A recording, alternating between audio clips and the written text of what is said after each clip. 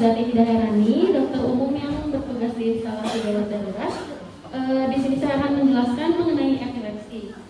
Mungkin istilah lainnya Bapak Ibu kenalnya dengan istilah AYAN ya. Yang pertama, apa sih bedanya kejang sama epilepsi? Sebetulnya kejang sama epilepsi itu sesuatu hal yang berbeda. Yang pertama, kejang itu merupakan manifestasi klinis akibat kelistrikan otak yang abnormal atau dia berlebihan. Kalau misalnya orang medis biasanya kenal dengan istilah bangkitan. Untuk epilepsi sendiri atau AYAN yaitu gangguan atau sindrom kelainan otak yang umumnya ditandai dengan kejang. Jadi kejang itu salah satu manifestasi dari epilepsi atau gerakan yang tidak dapat dikoordinasi atau abnormal yang minimal terjadi 2 kali dengan rentan waktu lebih dari 24 jam. Misalnya yang pertama hari ini kejadian epilepsi, yang keduanya 2 tahun kemudian itu juga disebutnya epilepsi. Yang penting dia lebih dari 24 jam. Selanjutnya penyebabnya apa sih bisa terjadi epilepsi? Bisa karena infeksi yang ada di otak. Pokoknya ini tuh berhubungan sama kelainan yang ada di otak. Bisa infeksi yang ada di otak.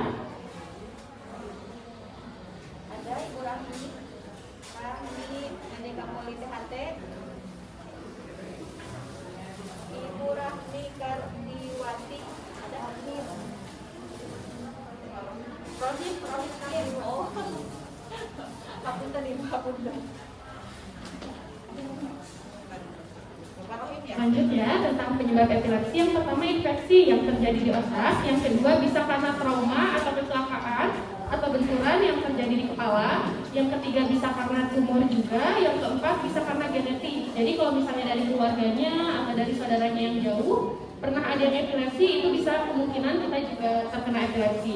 Bisa juga idiopati, dia bawaan dari lahir. Terus juga bisa karena penyakit lainnya. Contohnya kelainan elektrolit yang ada di darah juga bisa menyebabkan epilepsi.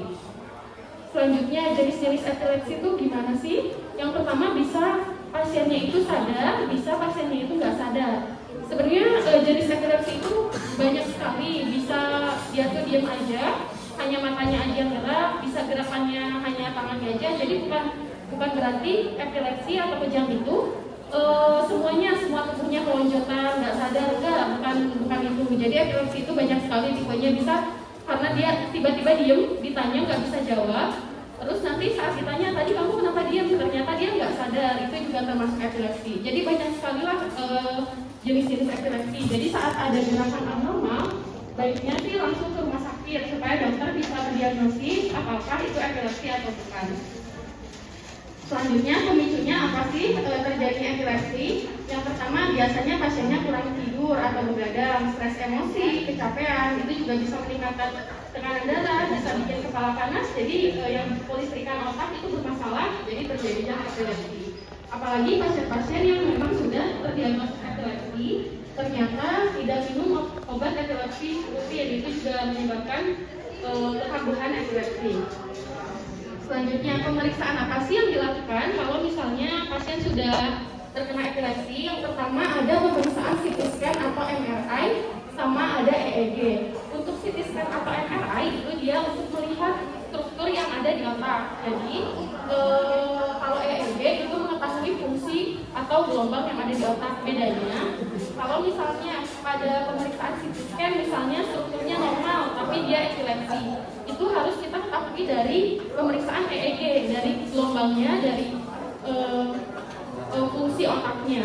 Jadi walaupun struktur otaknya normal, bisa jadi fungsinya itu menurun. Jadi dua pemeriksaan ini memang penting untuk epilepsi. Selanjutnya pengobatannya gimana sih? Pengobatan epilepsi itu memang panjang. Jadi minimal pengobatannya itu 3 tahun. Pengobatan itu minum obat secara rutin selama 3 tahun. Nanti kalau selama 3 tahun itu tidak ada kejang, baru dokter spesialis menurunkan dosisnya dan dievaluasi lagi selama 6 bulan. Nanti dinyatakan sembuh. Biasanya dalam 5 tahun kemudian tidak ada kejang baru dinyatakan sembuh. Untuk pengobatan epilepsi sendiri itu berfungsi untuk supaya tubuh itu optimal, tidak terjadi bangkitan atau kejang, bisa beraktivitas seperti biasa. Apa sih yang harus dilakukan kalau misalnya keluarga atau orang terdekat kita terjadi epilepsi? Yang pertama, kita harus tenang. Terus pasiennya itu harus dijauhkan dari barang-barang yang berbahaya. Soalnya kan dia nggak bisa kontrol tubuhnya. Bisa jadi kalau misalnya ada pisau, atau apa, malah menyakiti diri sendiri karena dia nggak bisa ngontrol. Jadi kalau misalnya dia terjadi epilepsi saat berdiri atau saat duduk harus dibaringkan. Terus juga longgarkan pakaian. Kalau misalnya ada yang menutup kain atau pakai masker harus dilepas supaya pernafasannya tidak terhambat. Terus kan kalau misalnya epilepsi atau kejang kadang ada yang sampai berbusa mengeluarkan cairan dari mulut. Itu harus dimiringkan supaya si cairannya itu bisa keluar, tidak menutup jalan nafas. Terus yang paling penting harus dicatat waktu kejangnya, karena kan epilepsi biasanya hanya beberapa detik. Sampai ke rumah sakit biasanya pasiennya sudah tidak kejang atau sudah tidak epilepsi. Jadi kalau bisa saat kejadian epilepsi salah satu keluarganya ada yang harus videokan supaya bisa kelihatan ini epilepsinya bagian mana nih. Biasanya kan kalau misalnya dia cuma bagian mata aja ternyata yang gerak-gerak atau bagian tangan kanan aja. Nanti dari situ juga bisa diketahui kalau misalnya otak mana nih yang bermasalah, bagian otak mana yang bermasalah. Ya. Terus yang tidak boleh dilakukan kalau misalnya pasien kejadian epilepsi, yang pertama jangan memasukkan benda apapun ke mulut. Yang kedua jangan menahan gerakan, jadi dibiarkan aja pasiennya kejang, dibiarkan aja. Terus jangan memberikan minum atau obat saat kejang, soalnya kan pasiennya nggak sadar. Nanti kalau dikasih minum atau dikasih makan, takutnya malah masuk paru-paru jadi sesek. Terus kita jangan panik, jangan mengoleskan bau-bauan atau menyiram air. Jadi kesimpulannya, epilepsi adalah penyakit otak yang sebenarnya dapat dikontrol dengan pengobatan. Yang penting adanya dukungan keluarga sama lingkungan. Terima kasih. Saya kembalikan ke moderator, Bu Rianti.